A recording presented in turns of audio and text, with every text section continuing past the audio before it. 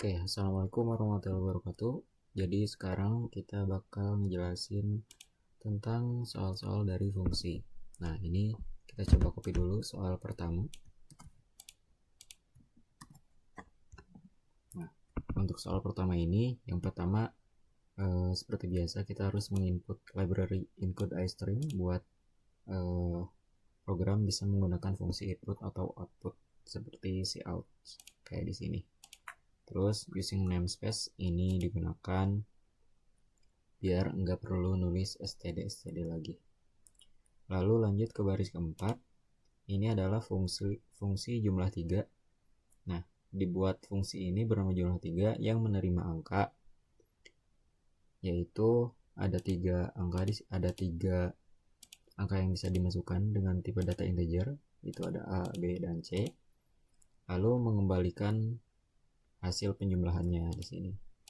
Jadi dia bakal ngejumlahin angka A, angka B, dan angka C. Lalu ini adalah fungsi utamanya, in main. Di dalam fungsi ini itu program memanggil fungsi jumlah 3 dengan variabel 5, 7, dan 3 dengan nilai variabel 5, 7, dan 3. Otomatis dia bakal ngejumlahin A, B, dan C yang dalam kasus ini adalah 5, 7, 3. 5 ditambah 7 adalah 12 dan ditambah 3 adalah 15. Maka ketika kita run, hasil yang diharapkan adalah 15. Ya. Oke, sekarang kita lanjut ke soal nomor 2. Ini coba kita copy dulu ke sini.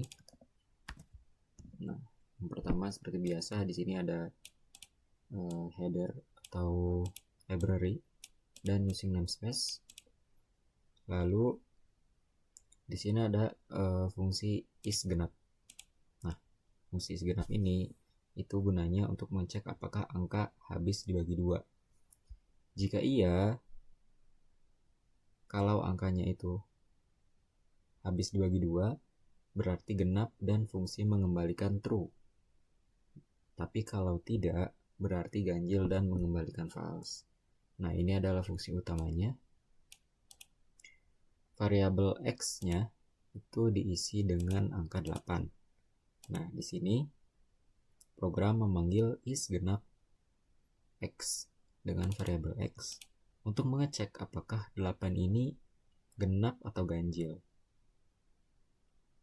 Nah, karena 8 adalah genap, maka bagian if isGenap x akan bernilai true.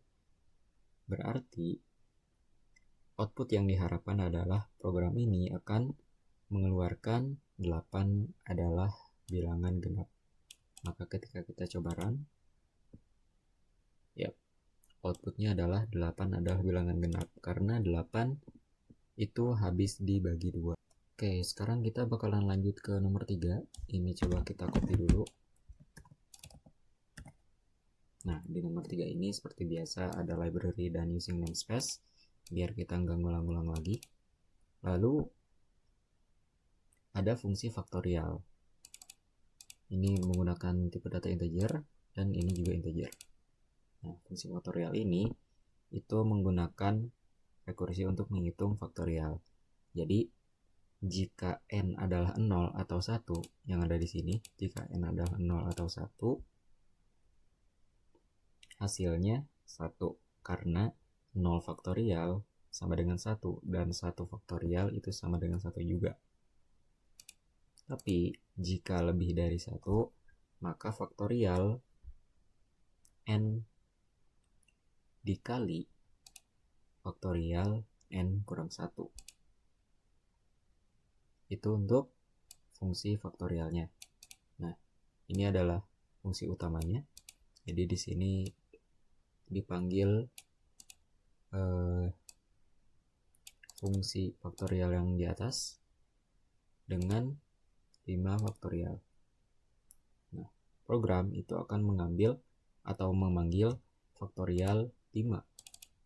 Yang berarti prosesnya itu yang pertama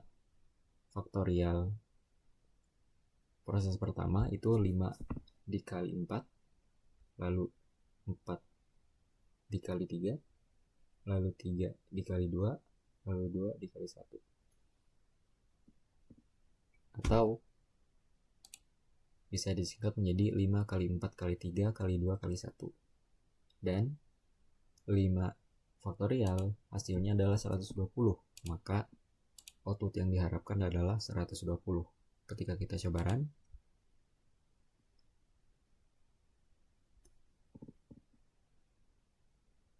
ya, 5 faktorial adalah 120. Oke, sekarang kita lanjut ke soal nomor 4. Ini kita coba copy dulu. Lalu paste di sini. Seperti biasa di sini ada library dan using namespace. Lalu ini adalah fungsi max. Nah, fungsi max ini fungsinya adalah mencari bilangan terbesar dari 3 nilai. Nah, awalnya variabel terbesar itu diisi dengan A. Ini adalah variabel terbesar diisi dengan A. Lalu jika B lebih besar dari terbesar, maka terbesar diupdate menjadi B. Jadi jika nilai B ini lebih besar dari A, maka yang selanjutnya yang menjadi terbesar adalah nilai B. Begitupun dengan nilai C. Jika nilai C ini lebih besar dari nilai dari yang terbesar, maka yang terbesar itu menjadi C. Akhirnya fungsi ini mengembalikan nilai terbesar. Lalu ini ada fungsi utamanya. Jadi fungsi ini memanggil fungsi max 12, 7, dan 15. Nah, untuk mencari nilai terbesar dari ketiga angka ini, maka seperti yang bisa kita lihat, hasil nilai terbesar itu adalah 15. Maka output yang diharapkan adalah bilang terbesar titik 2, 15. Dan ketika kita coba run, betul, bilang terbesar adalah 15. Karena dari tiga angka ini, bilang terbesar itu adalah 15. Oke, sekarang kita bakalan lanjut ke soal yang terakhir, itu soal nomor 5. Ini kita coba copy dulu. Nah, soal nomor 5 ini sama ya.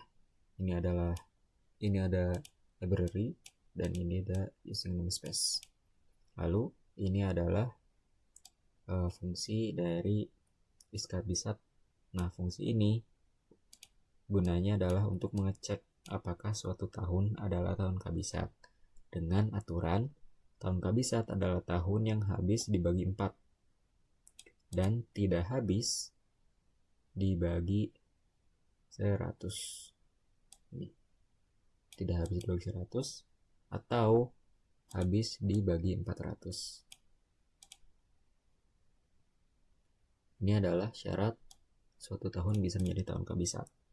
Nah, fungsi ini itu akan mengembalikan true jika tahun memenuhi syarat kabisat dan false jika tidak. Lalu ini ada fungsi utamanya.